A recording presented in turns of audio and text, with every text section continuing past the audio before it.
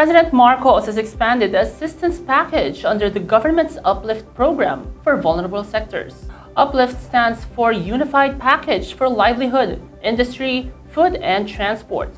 The president said the program's coverage was expanded so that more Filipinos can benefit from the assistance.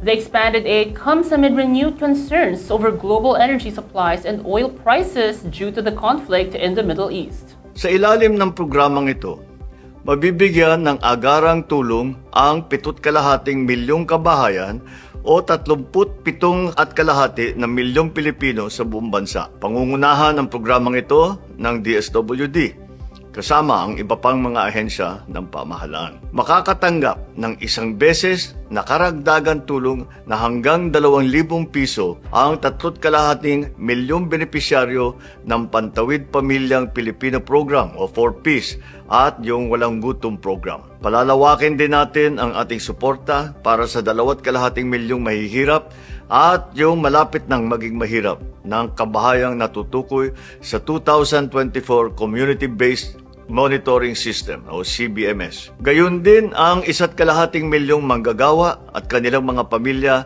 na may mababang kita na nakampirma sa talaan ng Social Security System. Sila ay makakatanggap ng 2,000 piso kada buwan simula ngayong Hulyo hanggang sa Disyembre.